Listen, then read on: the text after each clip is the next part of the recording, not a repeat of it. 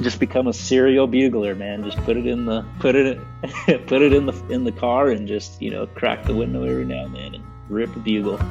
Same thing with the turkey call, man. You throw a couple hen calls out there, you'd surprise what kind of gobbles, turkey and non-turkey, like you get in response.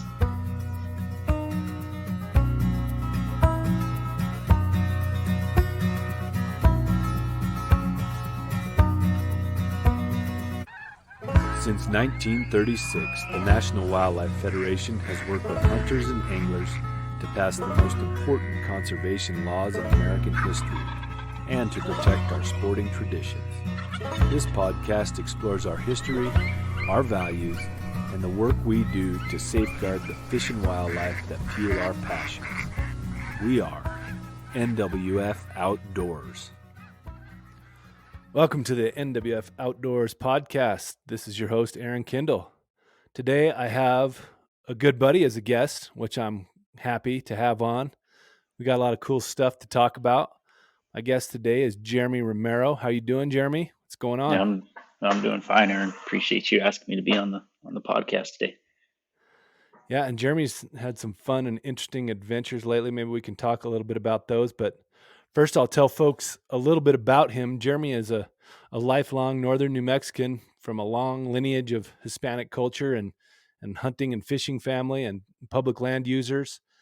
And he's really he's an avid hunter and angler. I've gotten the opportunity to fish with Jeremy a time or two, and we're always talking hunting, and he's always out in the woods. I'm kind of envious a little bit. He sends me some awesome pictures of his scouting or hunting or whatever he's doing down there. He gets so many opportunities. There's exotic species in New Mexico. It seems like hunting is open year round for something or other. And you can guarantee Jeremy's out there figuring it out and chasing animals. So anyway, Jeremy is the regional connectivity coordinator for NWF, National Wildlife Federation. I shouldn't use those acronyms, although I figure people know what they are by now. But Jeremy works with all different kinds of partners in the Colorado, New Mexico border area to do kind of some trans-boundary migration initiatives and connectivity with wildlife. He works with tribes, sportsmen, all kinds of land users, the agencies. Really does some awesome work. He's also taken more of a leadership role at NWF with our connectivity work, some of our other staff, and just working hard to help keep hunting and fishing protected in his area there and even beyond. So we're lucky to have him, and we'll talk about some of that. But first, let's get into what Jeremy's been doing outside. And we don't have all day, Jeremy. I know you're doing a million things. Just give us the cliff notes. I'll try to make it short and sweet. But you said it pretty well. New Mexico's a state for the most part of pretty good opportunity when it comes to access to the outdoors and the ability to do things like hunting and fishing and other recreation opportunities. So at any given moment, there's it's a safe thing to say that there's something you should be doing or can be doing. Lately I've been taking advantage of some of our more exotic species to hunt. I had a couple friends of mine who drew some pretty unique tags. As myself, I drew a Barbary sheep tag, and I started off kind of my exotic venture with you know harvesting a Barbary sheep. Other folks know them as Aoudad. And then I went from there to helping a friend of mine and his wife with a once in a lifetime on range missile oryx hunt, which is a pretty unique opportunity. And then finally, I met up with a friend of mine to chase some Persian ibex, which is one of the other exotic species in New Mexico. And we were fortunate enough to harvest all three of those species. So pretty cool, unique opportunity to be a part of. But that's what's cool about New Mexico is right now most states across the West have some pretty downtime, and if you're looking at hunting animals or getting outdoors, you're either fishing or you're hunting small games or pretty selective species. So New Mexico's got a pretty unique landscape where you can almost hunt 365 days a year. Yeah, and that's putting it mildly. What he's been doing is we're lucky to get Jeremy in the office once in a while. He's out there all across the landscape doing awesome stuff. We get to talk a lot about it, and I'm always like, man, he's sending me pictures, showing me all this cool stuff. I want to go do that. Well, I got to keep bugging you with pictures. That way, you just get tired of it and come finally join me. Well, we'll be down there. One of the things that we've been working on together is my son's Aoudad, or what is the other name for him? I forget. Barbary. Barbary. Yeah, Barbs, people call him. The The barb. Aoudad Yep. hunt my son's gonna have starting April 1st.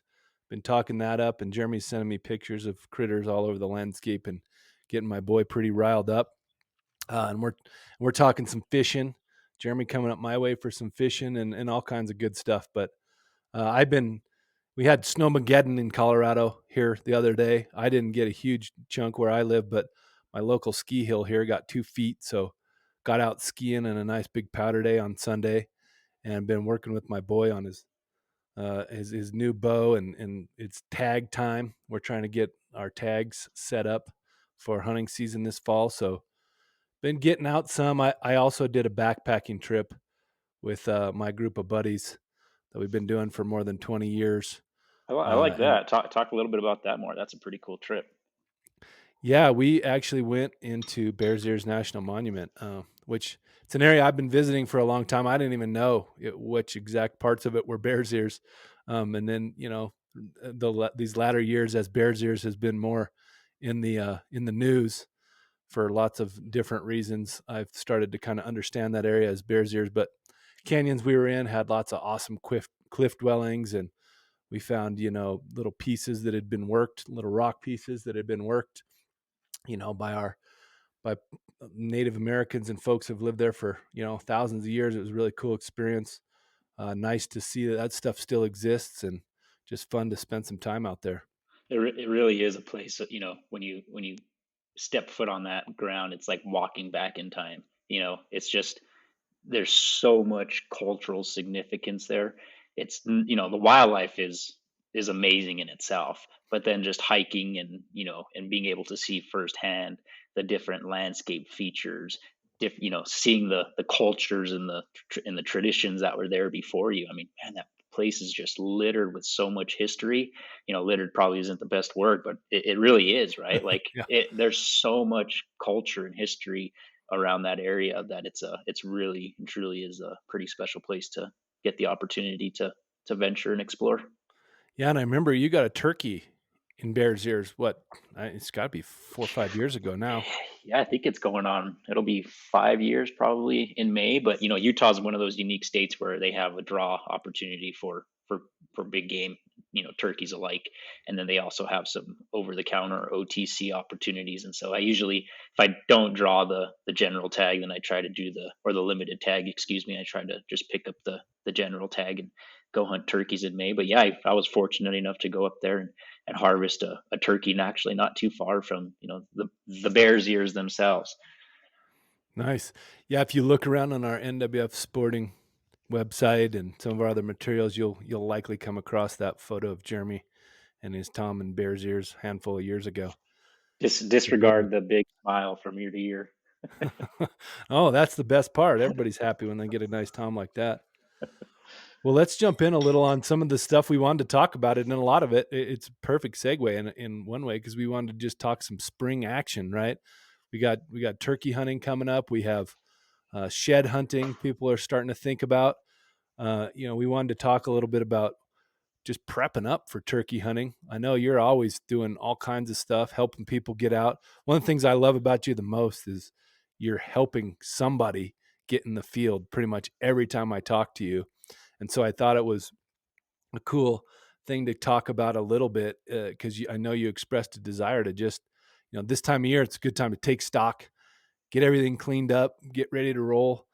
Spring's coming, and gobblers are starting to gobble, and things are starting to happen. So let's just talk turkey hunting. What do you want to share with us today first?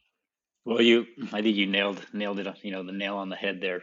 Spring cleaning, right? Like it's always the time where folks are more or less getting their gear organized, cleaning their shotguns, taking those steps from a pretty hopefully busy and eventful and hopefully successful, hunting season prior to that. And the next opportunity is getting out there and chasing turkeys. And so, like you were saying, I like to chase turkeys if I'm not thinking about, or if I'm not chasing turkeys, I'm usually thinking about shed hunting or something else. And so, how I go about, getting myself ready for turkey hunting, there's a few things that I like to, really kind of focus on. And hopefully today on this podcast we can kind of just touch on some of that. And so, one of the main things of turkey hunting is obviously having the right gear, right? And so we'll talk about having the right gear. We'll talk about, once you have the right gear, where do you go? Where do you go to find turkeys to hunt? And then, we can finish it off with, once you find those turkeys, how do you hunt them? How do you turn, finding, scouting, putting in the hard work to get your gear ready to make sure you're putting yourself in the best possible position for success? How do you make sure you call those birds in close so you can put your bead there on a gobbling tom and make sure you're filling the freezer with some fresh wild game turkey? So if that's cool with you, we'll get right into it. Yeah, and I think the first piece of advice is call Jeremy, and he'll help you figure it out. And I got one question for you first. What's your turkey load? And I'll tell you what mine is and why. But tell me what you use for shooting turkeys, a shotgun. Well, I for the past 4 or 5 years, I've really been turning and going from lead based shot to non lead based steel shot and other types like bismuth. I do shoot about a I I prefer about a 3 inch, anywhere between that 4 and 6 shot.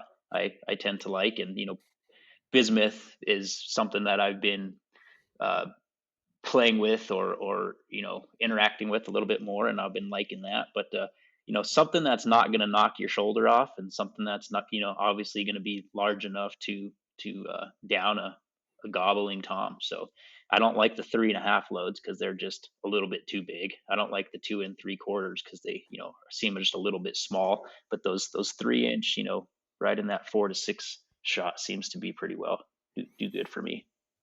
Yeah, and I have been transitioning the last couple years to these federal TSS. I can't remember what the TSS stands for, but they're a mix of a couple of different metals, if you will, not non-lead. And boy, they are spendy, but hopefully you don't have to use very many of them. But these are in 20 gauge, and in talking to some folks I know at Federal, they're even lethal on a turkey in the 410 Oh gauge. wow. So they're pretty incredible. I mean, some of the stuff you read about these loads, we have yet to pull the trigger with one of these. We've been out the last couple of years with my boy, and we're having a lot of fun hanging out on the public land, looking at a ton of turkeys on private land, and doing a less than stellar job of calling them off the private land onto the public land. So maybe we can take Jeremy's advice and change that this year. Yeah, it's really good to see, companies like Federal and others taking those steps to really start, implementing and prioritizing the use of non-lead products, especially when it comes to, turkey hunting is such a great opportunity, like you're saying, to get youth outdoors and really giving them that opportunity to start to instill and teach youth and other new hunters the importance of using non-lead. Is, it's a perfect opportunity to do that. The great thing about these is it's all performance based, right? I mean, these are just better than any other kind of load, and that's why they're so spendy. But their performance and some of the stuff you read about them, the knockdown power at even like 60 yards is so amazing. So it's good. The efficacy of the round itself will probably convert a lot of people. Um, Absolutely. Absolutely. And I'll be honest with you, hunting turkeys with a shotgun has been fairly new for me.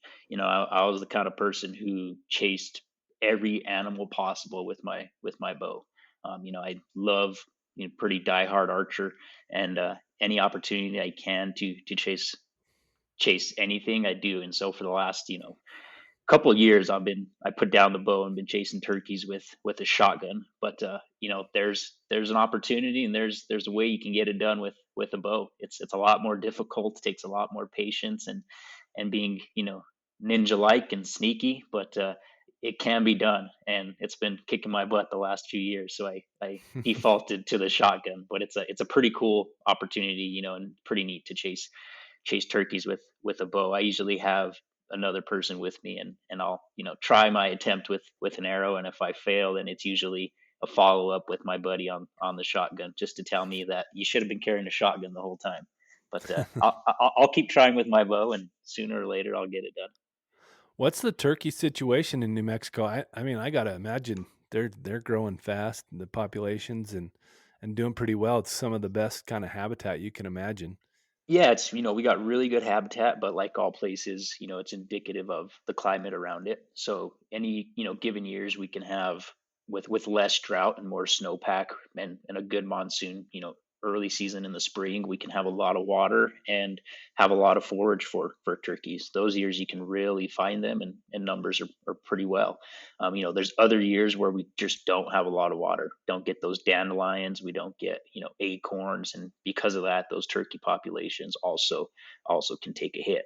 But New Mexico is a unique state where we have, three different species of turkeys. We got Merriam's, we got Rio Grandes, and we got Golds. You can hunt Rios and Merriam's. Those are probably the most commonly found turkey species in New Mexico. And then right along the Arizona, Mexico, New Mexico border, you can find the Gold's turkeys. And those are very limited hunting opportunities. I think there's probably just a couple tags that folks get via a raffle drawing or something. But it's really cool. The state's taken some considerable leaps and bounds to invest a significant amount of resources into getting that population back and upcoming, and hopefully there'll be more hunting opportunities. But there's I don't think there's many other states where you get three species like that. I think one of the only ones we're missing is the Osceola there, found in Florida. Yeah. Well, New Mexico might bring a few of those over just because that's what they like to do. Yeah. Yeah. That's for I was sure. just looking at, I'm thinking about spring break with my family, and we were like to go south down in the desert, and I was actually just looking at Kirikawa National Monument, and they were talking about having Gold's turkeys down there, and I was like, wow, I've never seen where those are, definitely. So Oh, that's Arizona, right? Sure, yeah, sure. it's right That's on the like border though, like what you were just saying. Patagonia area. It's way, it's a little bit more east. It's like right on the border of New Mexico and Arizona, right down there by the Boot Heel, and really approaching the Mexico border too. Um, and so that was cool to see. We like checking out all the cool birds that cruise through, especially this time of year, migrating up. Any of those wet spots down in that area, you see amazing birds. Yeah, most people don't think of desert, arid, dry landscapes with thorns and cactuses to be good turkey habitat, but man, can it make some exceptional habitat for turkeys and other avian species alike, right? You got Merns, Montezuma quail down there. You get a lot, like you're saying, a lot of migratory pathways for waterfowl and other migratory birds. So they're Hmm. really unique areas. Yeah, I saw my first and only Vermilion Flycatcher down there by in that country That's by that's so Patagonia, like you funny. mentioned. Yeah. That's so funny you bring that up. Yesterday, I had a buddy of mine I was on the phone with, and we're talking, and he just middle of conversation stops. Like, you should see this bird outside my window right now. For like 10 minutes, he was trying to take this picture, and he kept telling me like it's brilliant, it's vibrantly red and orange, and it just keeps going up from this tree down to the ground, up to this tree down to the ground. I can't get a picture. And so as he's telling me that, I'm thinking to myself, like, up from the tree, down to the ground, back and forth, like, that sounds like a flycatcher. And he sends me the picture. Sure enough, it's a vermilion flycatcher. So I felt pretty cool that I knew that species, and I can shoot him a text back right away and say, yep, that's a vermilion flycatcher. Nice. If folks ever get a chance to see these things, they're just so phenomenal. They're like bursting bright red with a little bit of an orange hue too, and just amazing birds. I mean, you see them flash through the woods, and you're like, whoa, whoa, what was that? It was red flash, and they just really eye catching. So check those out. Let's jump into the turkey hunting piece, and we'll try to transfer over to the shed hunting because Jeremy's also a prolific shed hunter. You should see the piles of sheds Jeremy has lined up down there. And turkey hunting and shed hunting can often go hand in hand, which is even better. So let's talk about turkey. So let's just take it from a 101. New people trying to get involved with turkey hunting, gearing up. What should they be thinking about right now? Yeah, the hard part with anything hunting is getting your feet wet and understanding kind of the 101, the basics. And uh, there's somewhat of a lot to it, but once you get it, there's really nothing to it, and it's pretty straightforward. Turkey hunting is unique because it's like not like other big game species. You don't essentially need a lot of gear, right? You're not backpacking. You're not backpacking into the wilderness. You're not doing these 5-day long hunts. a lot of this can be camp, centralized or oriented, and because of that, you can um, tend to have a little bit more gear or things that are a little bit more accommodating than you would per se, trying to save weight and hike into the backcountry to hunt turkey. Completely doable, and we can talk about that, but we'll mostly talk about what what your first time hunter may experience or want to learn by getting into the turkey woods. And so the first thing is understanding and learning how to use a firearm, picking and choosing which firearm or a bow that you want to choose, and then making sure that you spend and invest an adequate amount of time prior to turkey season, spending time at the range, learning about the safety and the use and the mechanisms of that firearm, getting comfortable with it. The last thing you want to be doing is calling a buddy up the day before turkey season and asking him if you can borrow his shotgun, and never using a shotgun before, taking it out to the woods and hoping to get a turkey. There's a lot that goes said into preparation and making sure you're being an ethical steward of the land, and part of that is making sure you're investing the time to know your tools and know how they work, and part of that is investing that time into a shotgun. So you and I talked about kind of what that ideal load is, and we'll take it a step farther. When we're looking at shotguns, there's really two main gauges that I like to you know recommend to people or utilize myself, and that's a 20 gauge and a 12 gauge. 12 gauge is going to be a larger shot shell. It's going to kick a little harder, and it's going to pack a little bit more of a punch for people that are a little bit more not as new. They may have a little bit more time invested and experience in the woods and using a firearm. A 12 gauge might be something that they want to look in, right? 12 gauges are nice because they're versatile. You can use them for other species than turkey. Same with the 20 gauge. The 20 gauge is a little bit of a smaller shot shell. This is something I highly recommend for first time hunters, youth, first time hunters, anybody who's really not had the time or experience with a lot of firearms. A 20 gauge will most certainly get the job done on a turkey, and it also provides, I think, not as much recoil and not as much bang as a 12 gauge, and so a little bit more forgiving for folks. And it really, I think it has its place in the turkey woods. And so once you figure out what tool or what firearm you're going to use, then you start to kind of ask the question of what other gear do I need. In the turkey woods, you're going to be doing a lot of sitting, and I mean a lot of sitting and sitting still. Any movement's bad movement, and turkey have phenomenal eyesight. They will pick you off as you're trying to pick your nose from a mile away. Don't even try it. Yeah, you got to remember turkey are birds, man. Birds see really well, especially those big old prey birds like that. Definitely got gifted with really good eyes. Yeah, I mean it's phenomenal. So start asking yourself from that gear perspective, what am I going to need? And you're going to need some really good camouflage, right? It's being being fully camoed and having the ability to be patient and sit still is going to be your biggest friend in the turkey Now woods. I And know why I haven't gotten a turkey well, with my kid yet. you can't be wearing your white painting pants and white t-shirt when you're out there. So we'll fix that first, and now you might be in a better spot this year. But so focusing on the camo, making sure you have gear to be fully concealed for the most part. Having a shotgun. Another good thing is a good backpack. Having a good backpack where you can spend the whole day out in the turkey woods. You're going to be doing a lot of stands. What I like to do when I set up a turkey stand is I like to find a tree, and I like to set my back up against it, and I like to prop my firearm in a position that I know is going to require the least amount of movement. If a turkey comes in, if I have my firearm laying on the ground and a turkey comes in, it's going to see that movement as I try to shoulder that firearm and put the bead on the turkey. And most likely it's not going to amount to me harvesting a turkey. It's going to amount to that turkey seeing me swiveling and running away.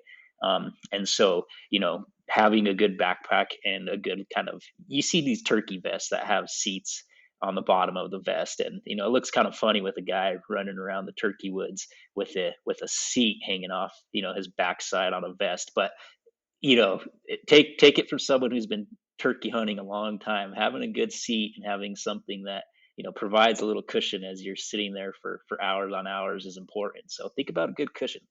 And obviously with that being said, you're going to be spending the whole day hunting turkeys. Hopefully in different scenarios, and you're going to need snacks, water, all that good stuff, right? So some of the typical things you would find in everyday big game hunts, but a few twists, right? And obviously, right, we want to make sure you have your tags and licenses. That's one of the main things. Make sure you got that in your bag as you're hunting. But those really are the essentials. Having some good insulation, mornings as you're hunting turkey, and as we continue, we'll get into the different hunting scenarios that you're looking for. But having good insulation. Mornings are really cold. Days can warm up, and at the same time, evenings can get cold too. So making sure you have the right gear to dress and do so accordingly is always makes turkey hunting a little bit more bearable. You hear folks who have bad experiences turkey hunting, and it's usually because they either weren't prepared, didn't invest time in learning about their firearm and had a missed opportunity or something like that, and just didn't really invest the time or preparing. And if you do that, it's going to make your time spending out in the woods, whether it's chasing turkeys or other big game, much more enjoyable, and you're going to be able to adapt to different scenarios. For sure. What about how do you, I mean, how do you go about kind of saying, here's how I'm going to approach this chunk of the turkey woods? Because that's, I think we all know they need some water. They like a good spot to roost in. Often, in the West at least, if you're talking about public private, the private is usually the spots that have those wetted, streams and creeks and so on. So maybe let's talk a little bit about kind of the tactic for a public land hunter, what they might do in that situation. Yeah, that's a really good question, and there's it's open ended in some ways, and we'll get to that. I think what's unique about finding turkeys and having a successful hunt is what you do leading up to that, and doing a lot of scouting and investing time to find turkeys is really important to making sure you have a successful hunt down the road. And so how do we scout turkeys? How do we find turkeys to hunt opening morning? Well, one of the first things I do is I spend a significant amount of time you know driving and looking in areas where I've seen turkeys in the winter, because right now, like you're saying, turkeys need feed, they need water, and a lot of the higher country, that's you're not going to find that right now. You're going to find a lot of snowpack. You're going to find, not a lot of forage and feed. Most water is going to be frozen over. Not ideal turkey habitat at the moment. And like other big game species, turkeys will move, seasonally to other areas to, overwinter per se. And so where you find these turkeys overwintering, there's a good chance you're going to find these turkeys in the springtime as they start to eat the new green up, as they start to get a little bit more active in their mating season, as they start to follow these lower elevations to higher elevations, that green wave, where you can end up finally hunting them in some higher elevations, some of that mixed conifer stuff. But what I do is I more or less will drive around areas that I do know, and I will try to locate turkeys. And you can locate turkeys a number of ways, right? So the main thing to understand is, and you pointed out early, is turkeys like to roost, and that's where they will most likely spend their nights every evening, and that's where they will wake up and start their mornings, is by their roost. And so if you can identify where turkeys are roosting, so if you're starting your day scouting in the morning and you're seeing turkeys walking to a certain area, they're most likely coming from their roost. So they start in the morning, turkeys will fly, stretch their wings, fly off their roost, and immediately start feeding. And turkeys like to feed to a certain area for the most part, and then turn around and work back to their roost. And so if you're in the morning, if you're scouting in the morning and you're seeing birds, usually they're coming from their roost. And so you can really start to identify, here's a good morning spot where I've identified a turkey roost, and I can position myself seeing, here are the birds where they're coming from the roost. If you can find that roost, it's pretty easy. You can find most likely a ponderosa that's got, ample branches that turkeys are flying up to, roosting in. You'll find a lot of, turkey poop on the bottom. And that's really a good indicator that I found that roost. And then you can see where those birds are flying off of, right? Which direction they're coming off of that roost. And then you start to position yourself, accordingly on path with that flight path that they're coming off the roost, hoping that as they come off their roost, you're going to be sitting there waiting for them and have your opportunity. And the inverse, right? So in the evening, if you're scouting and you're seeing birds moving, most likely they're moving to their roost. And so what I like to do in the evenings a lot is I will actually use that as an opportunity to scout, learn where those birds are moving to their roost, find out where that roost is, and then come the next morning and hunt them off that roost. I find turkeys are a little bit more active in the morning, especially to the calls. Quickly they're trying to hen up is the term. Toms are trying to hen up and find their little flock so that they can mate and do their tom things. And at the end of the day, if you can find those two places, you're going to be in a really good spot come opening day turkeys, because you're going to know where turkeys are coming from and you're going to know where turkeys are going. And that's really the main important key. And finding those areas, you're going to look at that wintering range habitat. Where is their current feed right now? One of the big things that you'll see turkeys feeding on are acorns. If you can find some pretty good acorn stands in the west where you have a lot of acorns produced from that past season that are falling on the ground. If you also have areas that get a lot of dandelions, turkeys love Hmm. dandelions. They love those bugs, and those usually turn out to be pretty unique turkey areas, right? And that's That's just the scouting piece. Gamble Oak country in the west here, where the Gamble's oak are. They drop those acorns. We don't have very many oaks, and there's maybe a couple others way down south, Arizona, New Mexico, that are specialized kind of oaks. But I don't Yeah, if think I there's any of that kind. if I don't find oak that's producing acorn, or areas that have some sort of dandelion or even bug life for that matter, I'll move until I find one of those three, right? Like that's usually what I'm Hmm. finding turkeys feeding on. They're feeding on insects, they're feeding on dandelions, and they're feeding on acorns. And if I don't find any of those three, I'm usually moving until I can find at least one of those three factors. And if you get all three of them, you're going to be in some really good turkey habitat from my experience. And that's just locating good turkey habitat, right? And once you find turkeys in that habitat, like that's how you can go about um, that's how you really can go about planning your stalks or your approaches to be successful. And then there's the whole calling piece, right? Like turkeys are very vocal animals. I think there's over like close to 20 known vocalizations that turkey make. Of those, we probably hunt sportsmen and sportswomen probably only mimic a few of them, but there's a few calls that you could use to really increase your chances and your odds to having a successful turkey hunt. And one of those can be done to help find turkeys initially, right? We call it a locator call. And you know turkeys respond to loud, especially toms. They can respond to loud shot calls, for is what we call it, a shot call or a locator call. And you'll hear that most commonly two things. You'll hear it as an owl or you'll hear it as a crow call. And in the mornings and in the evenings, those tend to be the more prominent noise that other birds or species are making. You'll hear crows in the morning, you'll hear owls in the evening and at night. And turkeys will respond to that. And they will do so not in a way of recognizing that there's other turkeys there, but in a way of responding to that call. So when you're out in the turkey woods, the first thing I usually do if I don't already know where turkeys are roosting is I throw a crow call out there, or I throw this locator call out there. It's just like a really shock call, loud, prominent call that just echoes and vibrates through the quiet morning crisp, you know, the crisp woods. And what it does is it just sets those birds off.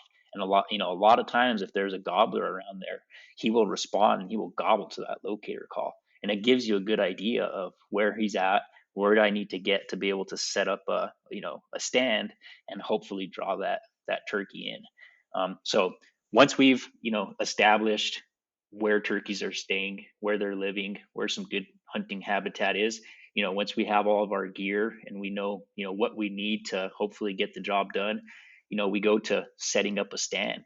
And so when we're setting up that stand to hunt a turkey, we've essentially checked some of those factors off the list. We know where they're at. We have the right gear to hopefully get the job done. How do we get those turkeys into us? And so, I talk about setting up a stand and knowing where those turkeys are coming off the roost. If you can get in between that, if you can get there when it's dark in the morning to where those turkeys are coming off the roost, set yourself up against a tree, be very still, and start some calling, right? A lot of what happens and a lot of things that sportsmen and sportswomen overlook is the calling component.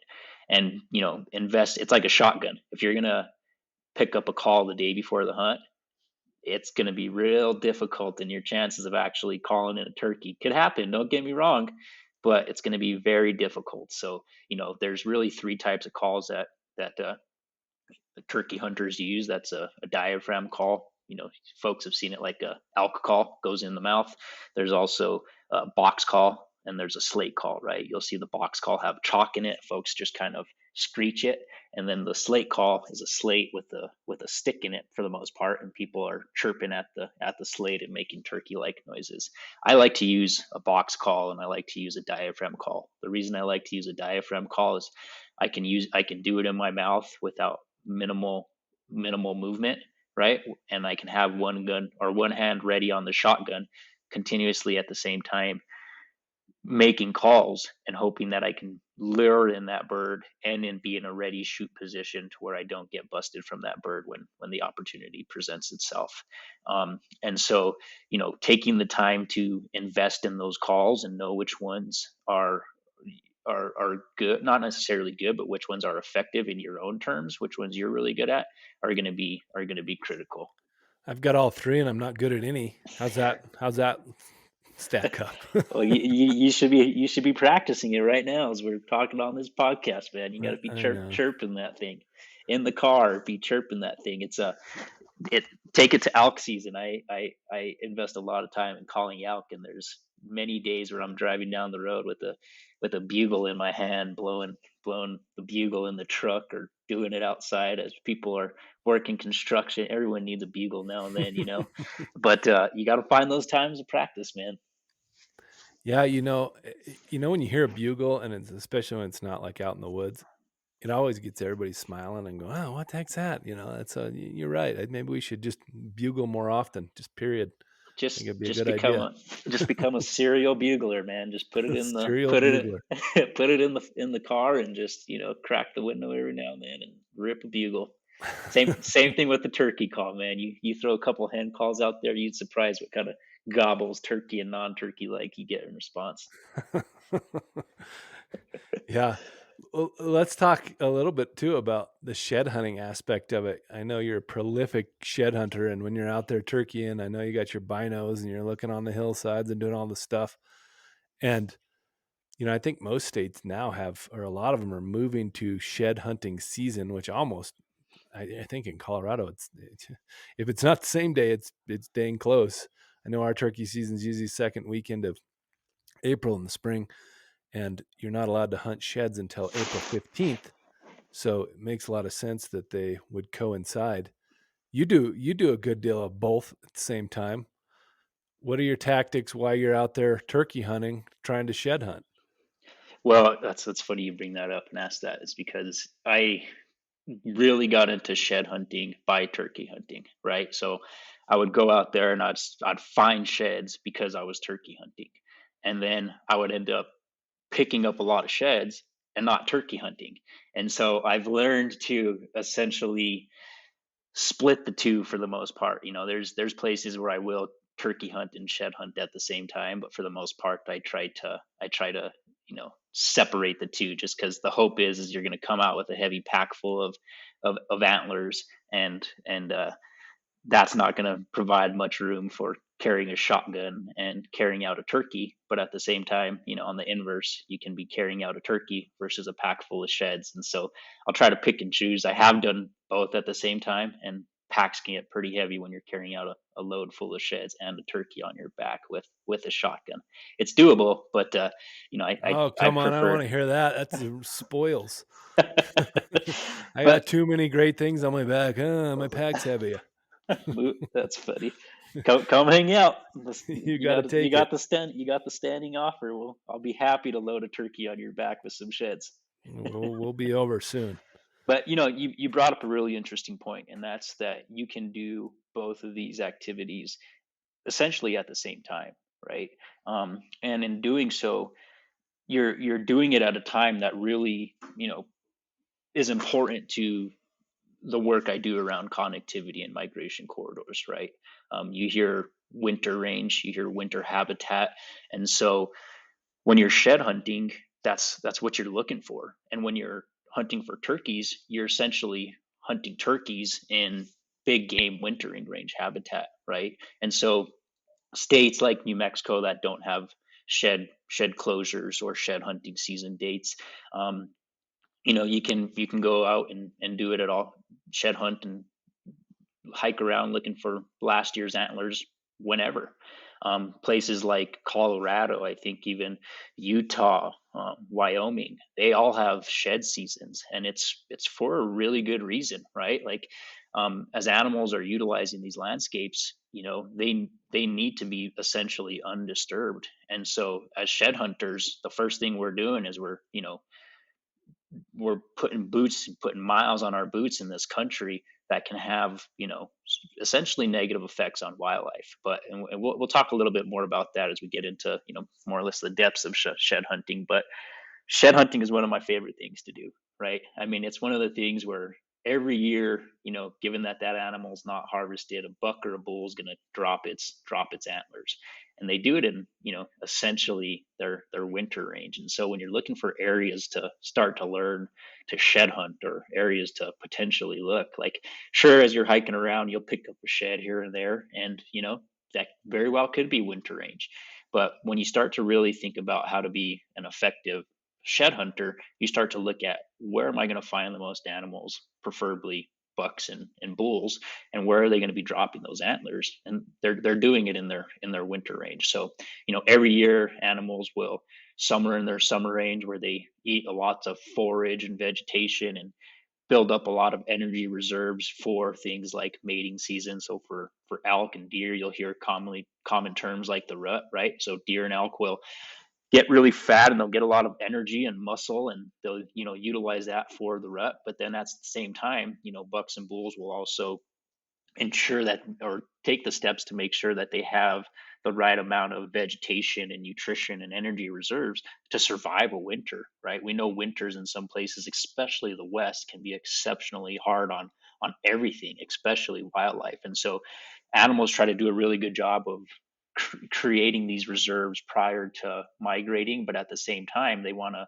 spend their winter, they want to spend the end of the season per se in an area that has ample food, ample coverage, ample water, places that they don't have to already, the fact that they're in very limited areas, have to invest a lot of resources to get it. And that's where you'll find sheds. That's where you'll find a lot of sheds, is a lot of these species, before they migrate back and follow that green wave to their summer range, which is usually high elevation, forests, mountainous areas, they will utilize that lower area to feed, to survive, and shed their antlers. No big bull elk or big mule deer buck that's that knows the game of shedding its antlers, and knows the routine, is going to want to walk all the way back from its winter range to its summer range with the 15-20 pound set of antlers on its head, when it can just drop them down there in the winter range. And that's been a lot of my experiences.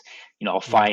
I invest a lot of time in finding those elk now in the winter, and then I sit on them, right? Like, you don't want to push those animals around, because they're there for a reason. They're utilizing that landscape for the feed, for the water, for the cover. And if you start bumping them around, there's a really good chance that you're going to bump them and push them to areas that are less favorable, and then in turn provide, less forage, less feed, less water. It can have some pretty serious consequences, or long-term effects on that particular animal or species. Yeah, one of my analogies is the gas tank, right? Like in the spring, their gas tank's pretty empty. And then the summer, the forage comes on, all the green up, and they fill up, and they're growing their antlers, and they're filling up their gas tank. And, then they go into the rut for the bulls and the bucks, and they start depleting their gas tank a little. And the winter hits and it's just drawing it down, drawing it down. And by this time of year, March, April, their gas tank's getting critically low, right? And when you go out there and you move them around, you might be asking them to use gas they don't have. And Yeah, that, these animals, they don't have that reserve tank, right? That you can't yeah, just switch it to the reserve tank for them. yeah. And so, like you said, in places like New Mexico, particularly where there's not a season, it's kind of self governance for the sporting community, right? Folks who like going out and getting antlers have to really govern themselves and make sure that the activity is not doing damage and being detrimental to the critters. And, beyond just elk and deer, it's the tough time for pretty much everything that lives out there. It's the very last of the, hanging on they have to do for the winter before they get all that green up in the summer. So it's a good time to be sensitive and careful and take it easy and not do a lot of stomping around through the middle of that country. So just be careful and monitor it too, right? Some years are a lot harsher than others. If I know over near me, Gunnison is a crazy place that sometimes has these winters that are just unreal, and you drive down Highway 50 and there'll be thousands of deer and elk just right near the highway in these big years. And those are the years you can tell it's damn obvious. Don't be pushing them around then. Then other years there won't be any snow right by the highway, and it'll be far back before the snow is there, and you can kind of tell, well, maybe I can drive up in there and glass around a little bit more. And you know uh, we have a season now, so it's restricted. But boy, the shed hunting has become, I don't know, just in my lifetime. When I used to live in Gunnison, nobody did it. In the late '90s, early 2000s, there was no seasons. People would just go out casually. Now, on the first day, there's like hundreds of cars lined up on the highway, and they flood into that country on that first day. And I don't know what the deal is. I don't know if it just got popular or what, but it's a different scene. Yeah, it's really gotten popular, over the past few years. Like you said, growing up, we had shed hunt because it was something to do, and we'd stumble upon them. We were, in really good country that had sheds, and that was just something we did. It wasn't like a season, right? It wasn't like factoring that in the same category as having a archery elk hunt and investing those times and resources in a harvesting an elk as you do to find sheds these days.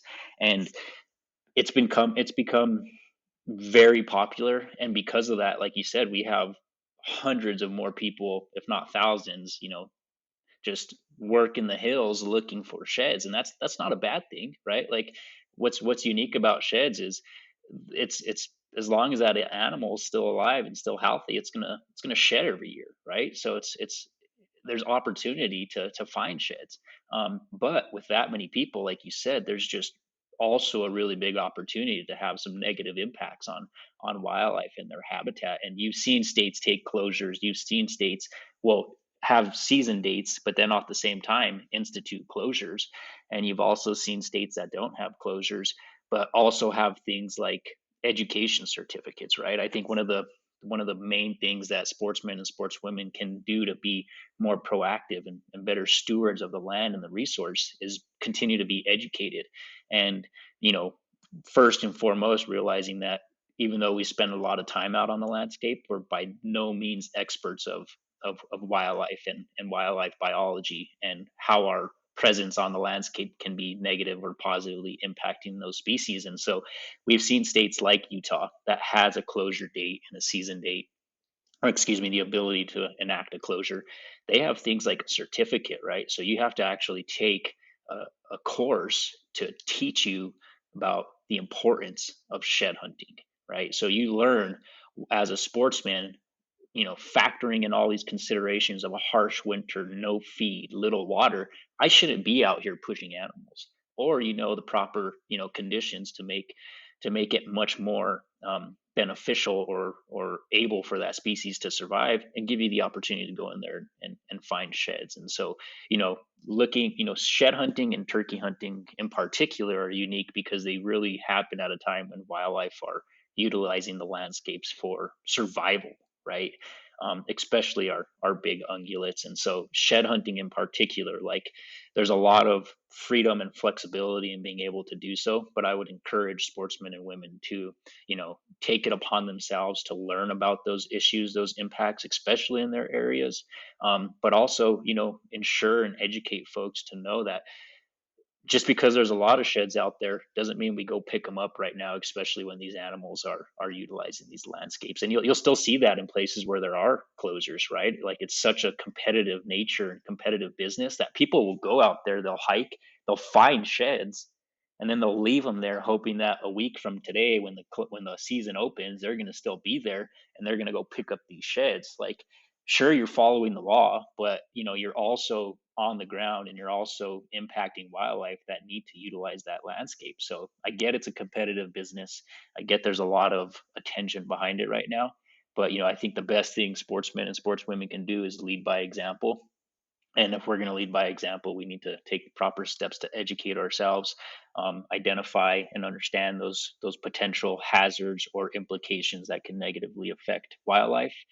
Us hiking, looking just to load up a backpack full of sheds, isn't, I think, worth losing those species and not having the ability to either hunt and harvest them, or later on down the road find those sheds again, right? And I think it's worth Yeah. taking those steps.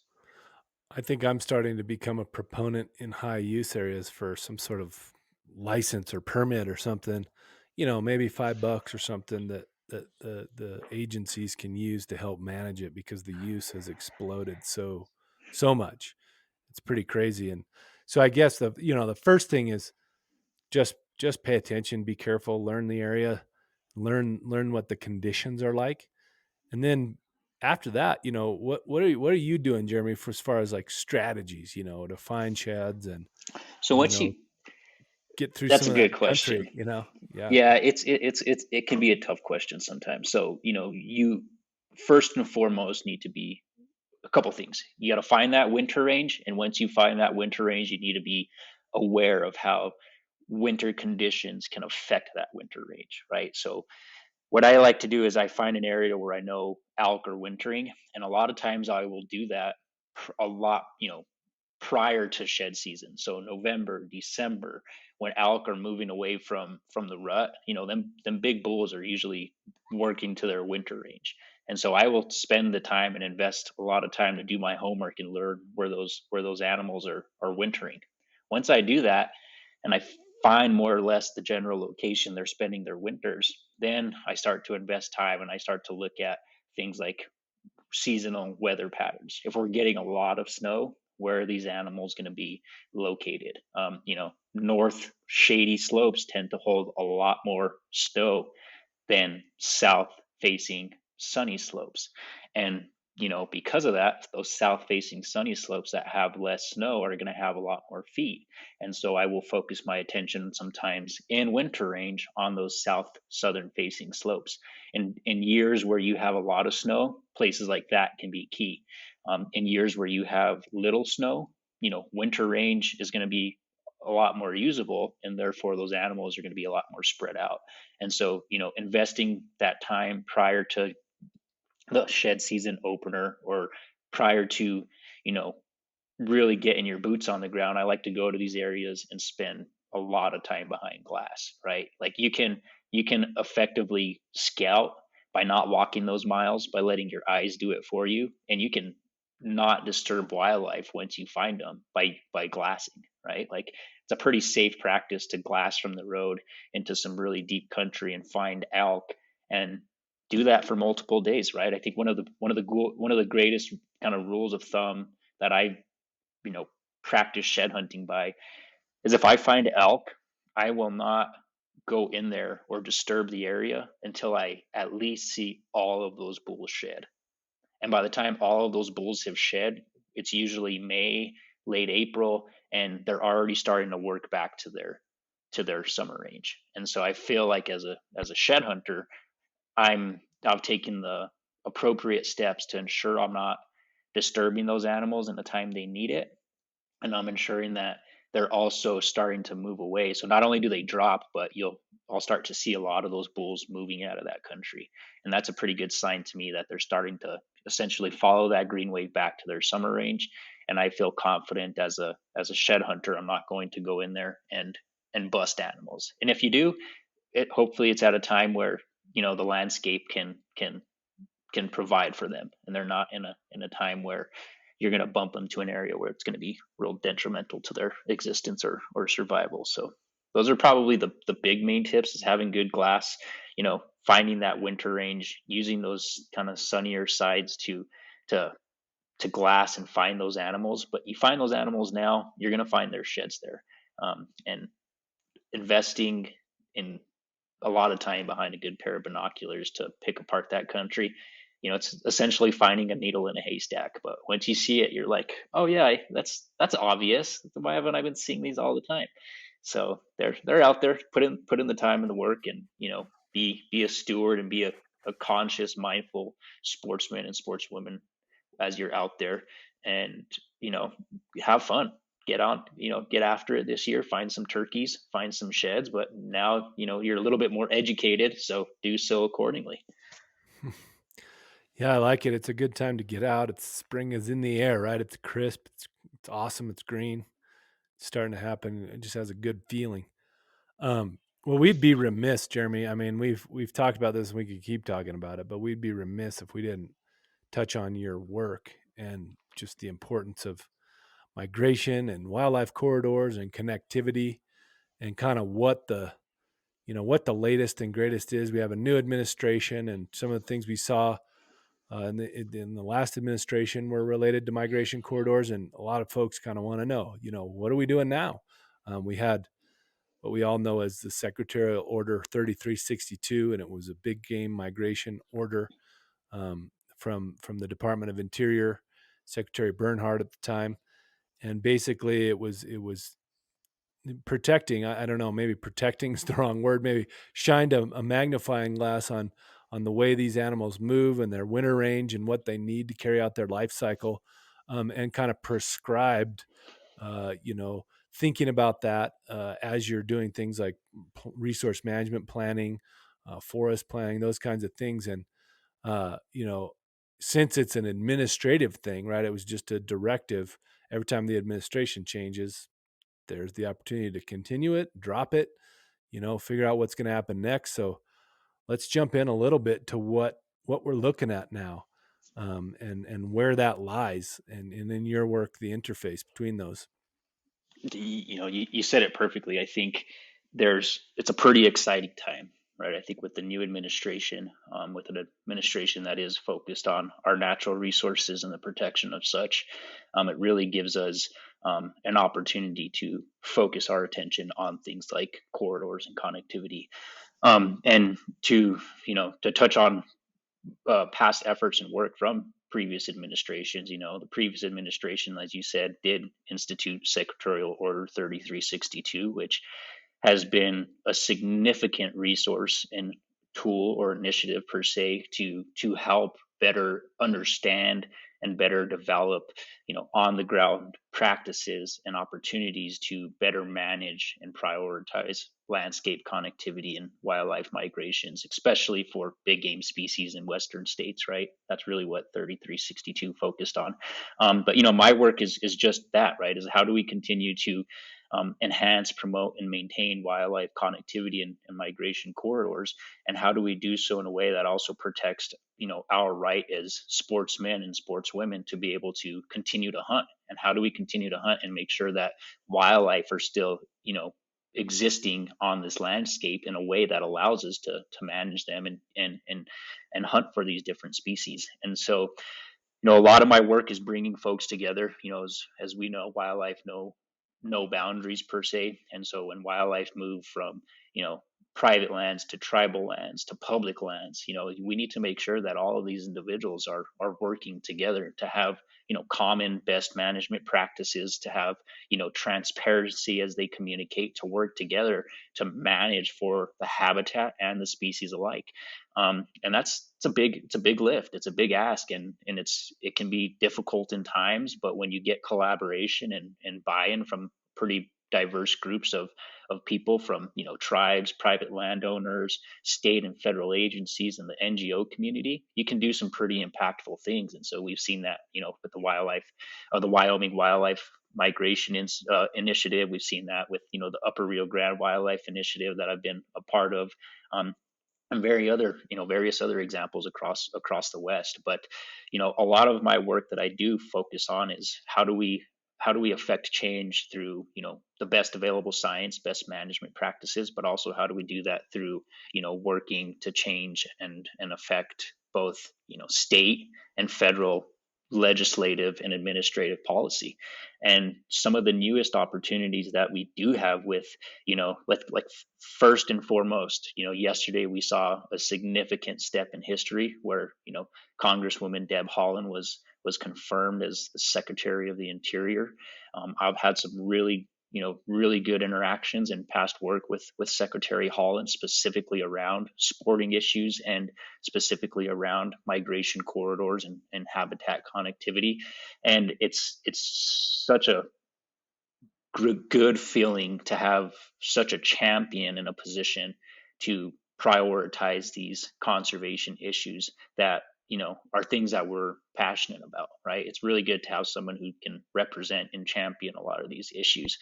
But to say that, like, some of these things aren't perfect, right? There's still a lot of work that we need to do, and both at the legislative and administrative level, there's opportunity to strengthen our ability to manage and protect and enhance and maintain wildlife corridors and habitat connectivity. And we've seen a few of those efforts in the past try to take charge, and have ultimately died down. And some of them are like 3362 are going strong and can be added to and expanded. So for example, 3362, that in which folks really don't know about or may not know about, little quick background is that's focused predominantly on 11 western states to improve big game wintering range for species like elk, mule deer, pronghorn. I could be missing a few other species in there as well, but these are pretty much large ungulates that have pretty wide range seasonal migrations for the most part in western states. And it's a really strong effort. I think it's a really innovative way to bring states and federal agencies together to prioritize and manage for wildlife corridors. But there are some gaps in there, and there were some obviously some areas for improvement. For since the creation of 3362, what it didn't do was include tribes. We understand from even a west-wide perspective, and just looking at it from a broad scale perspective of just our nation, tribes and tribal lands and sovereign nations have a considerable and significant role to play in managing for our land, water, and wildlife in our country. Tribal lands are critical for wildlife migration and habitat connectivity. We know, for example, in New Mexico, a lot of our northern New Mexico mule deer herd, one of the most prized trophy mule deer herds that sportsmen and women alike apply to come hunt every year, will actually summer in public Forest Service land and migrate onto tribal and BLM land in the winter. And so making sure folks are working together is important, but also making sure tribes are respected and recognized and included in such processes are also vitally important. So, making sure tribes are included in 3362, but also ensuring that we have bighorn sheep, moose, and also summer range included in that order is also important, because we've invested a lot of resources in bighorn sheep reintroduction and building up those species, and moose also play a very important role in our country, especially in the lower 48, because there's, quite frankly, just not a lot of them. And so understanding how all these work together is really how we strengthen this order and how we work with our partners both at the state and at the federal level to get these kinds of changes made, so that our partners, our tribes, our state agencies that manage the wildlife have the resources they need to properly do so. And that's through examples like 3362. There's other efforts like the Wildlife Corridors Conservation Act and Tribal Wildlife Corridors Bill, which focus on just that. How do we identify migration corridors across the West, and how do we do so in a way that brings together tribes, private landowners, all these different diverse constituents and stakeholders, and how do we do so in a way that really puts wildlife and these issues first. And so these pieces of legislation, these administrative policies, they're existing out there. They're all opportunities with this new administration to put wildlife first and the landscape first. And I think with initiatives like 30 by 30 with restoration and resilience, and a lot of what we're seeing coming from a new administration, a lot of what migration corridors and habitat connectivity represents falls in line with a lot of these efforts from a new administration. So it's a cool position to be in, and I think we Yeah. have a lot of good opportunity to do some really amazing things. Yeah, I think the take home message, at least for me, one of the things that's been interesting is, because states manage wildlife for the most part, a lot of the wildlife management has effectively kind of stopped at the border. And we know that, wildlife, there's plenty of mule deer in southern Wyoming that summer in Colorado, and they come on down. And so there's obviously a gap there that needs to be fulfilled. Same thing in New Mexico and Colorado. There's some critters that cross the border there, Utah and Colorado. Like, it just happens. And there hasn't been a good enough, I mean, everybody knows it, but there hasn't been kind of a promotion of the collaboration and the connection, and treating those animals as an entity that goes between both places.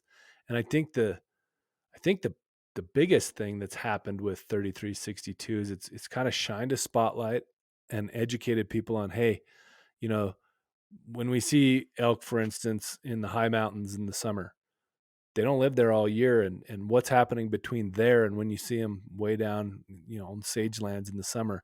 And if they can't get there, what does that mean? I mean, it's one thing to have two good chunks of habitat, but they're far apart, and if there's no way to get there, well, then what does that mean for those critters? Uh, so I mean that what 3362 has done so far is provide some resources to state agencies to better catalog and map. I know in a lot of the states they've cranked up their mapping and collaring and understanding where these animals are moving. Um, it's definitely promoted collaboration. AFWA, the Association of Fish and Wildlife Agencies, is definitely having sessions on this at the North American and these other conferences where the professionals get together. And we're just learning a lot too, right? I know in Colorado there's some interesting migrations where nobody really thought of them as migrations because they're so close, but there might be 3, 4, 5, 6,000 feet of elevation change in 2 miles, and these animals are migrating between those two places. 12,000 feet in the summer, down to 5 or 6,000 feet in the winter. It's not very far because they're coming down steep mountains, but if there's a housing development or a pipeline or a new road that goes through there, well, then what does that mean for those animals? And so those are the kind of things that are getting a new spotlight. I think we've had a few years now with this secretarial order in place. We, implore the new administration to keep it going, to continue to resource it, and to, like you said, let's get moose and bighorn in there and think about what they need. We all know the West particularly is growing like crazy. We're getting bigger wildfires. We're getting development. We're getting a lot of things that are stressing these animals.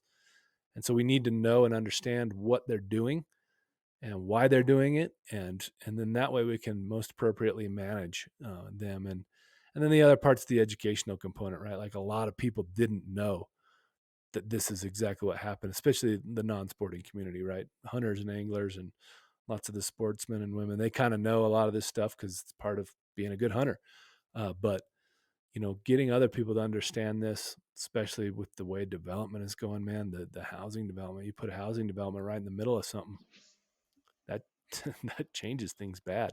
Uh, so I think it's a good opportunity for us to kind of point average Joe Jane sports person to stay engaged in that, pay attention to that, uh, promote your local migration areas, right, and make sure that when those local land use plans or resource management plans come up, that you're in there and you're saying, hey, I know this is where the critters go between. We got to be careful with this spot, and if we're gonna do something here, it's got to have strict parameters to make sure that development is not harming or threatening these corridors.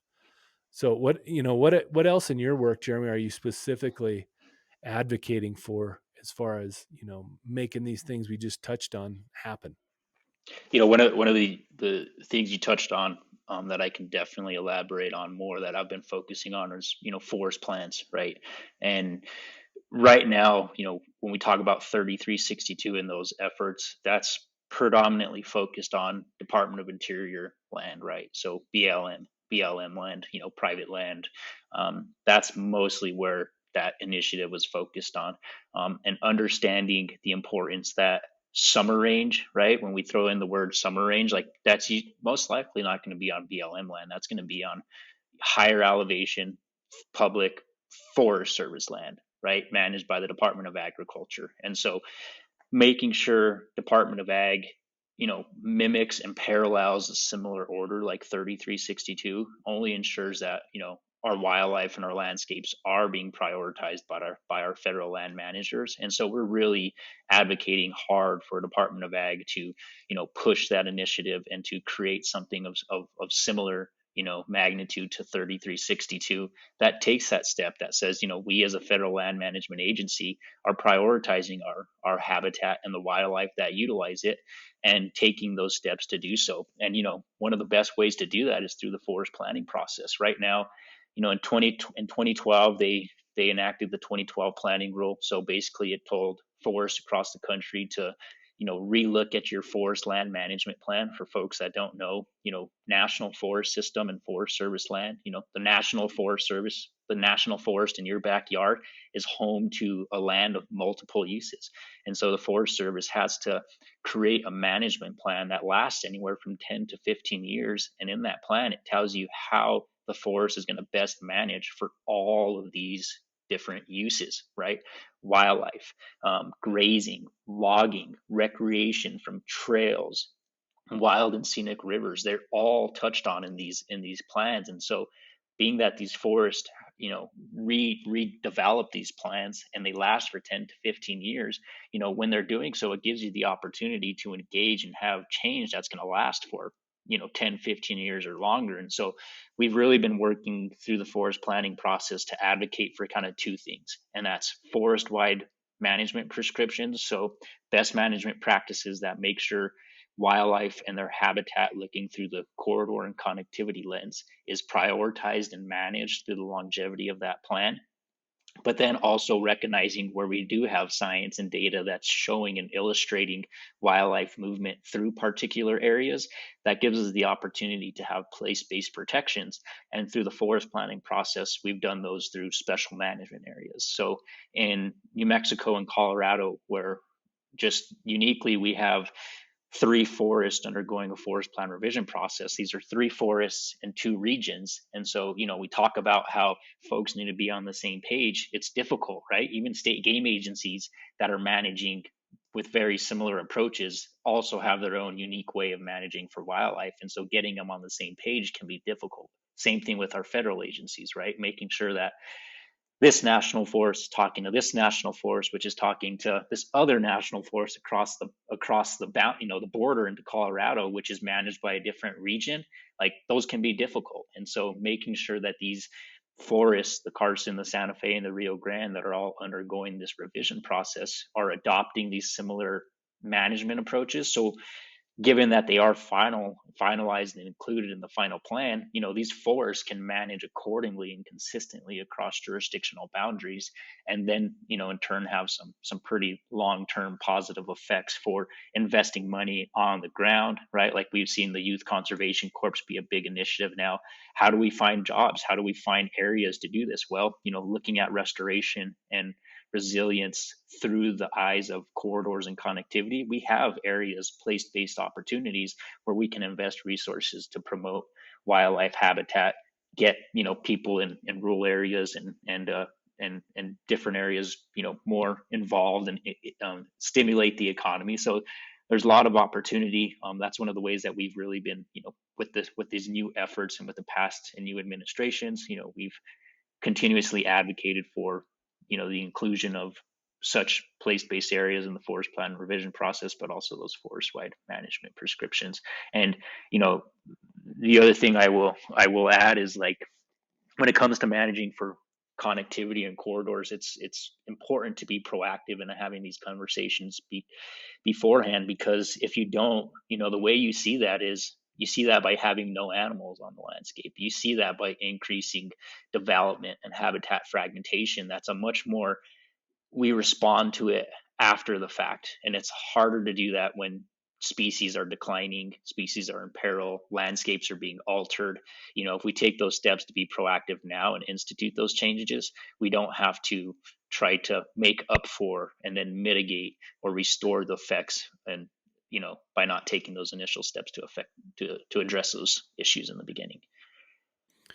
Yeah, it's interesting how you mentioned some of the nexus between all the different efforts going on right now too. There's, between whether it's like investing in infrastructure, whether it's this 30-30 effort, whether it's restoration and resilience. I mean, I think there's a cool opportunity right now for hunters and anglers to get pretty engaged and mitigate things like climate change and wildfire and all these things, and at the same time make hunting and fishing better. Take degraded landscapes and get them restored and be part of those. And our federation, whether it's New Mexico or Alabama or Michigan or any of these places, we're always engaged in these efforts, and we're definitely into investing into these things and promoting the health and vitality of our landscapes, and using that by or doing that by creating jobs and specifically highlighting it and focusing on it as a more of a community value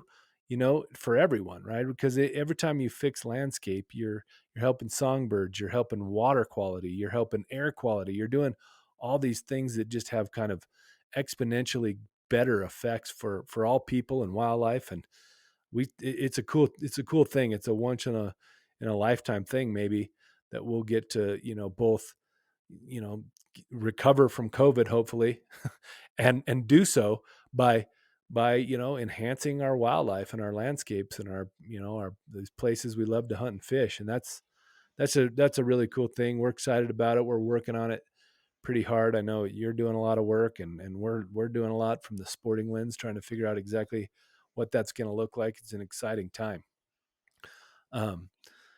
Jeremy, we've been talking for a long time. I think we're going to have to finally say, let's call it off. We could go on forever and ever. There's a lot to talk about, but we'll have you on again in the future after you figure out how to get my boy and I a turkey, because we need help. But I've appreciated talking to you. I love your spirit and the way you just love to get people out and care about the landscape, and you kind of just instill that love for anyone who hangs around you for very long. And I sure feel it when I talk to you. I just love your passion and all the good stuff you're doing. And we're going to connect and get to spend some time together here in the future, here soon. So I'm looking forward to that. But anything else you want to leave us with before I send you down your way? Well, they're all kind words that you just said. I really appreciate that. I'm definitely grateful for the opportunity to come on here and sit and chat with you. As you said, we can take any one of these topics and have a whole hour and a half long podcast just for that. So, getting the opportunity to touch on a little bit of each one has been really cool. And again, I thank you for that. And being in a really unique position where I get to be passionate and advocate for the things that I really care about is really cool. And, having good mentors and people like you to be able to lead by example for that is really the reason why I get to do this and enjoy doing it. So, I appreciate all the hard work you're doing and continue to do, and anything that I can do to continue to help and help you in your work, just let me know. Awesome, man. Well, on that note, we'll let everybody go, and thanks for joining us. And thanks, Jeremy. See you down the trail, man. Thanks, everyone. Happy turkey hunting. We are NWF Outdoors.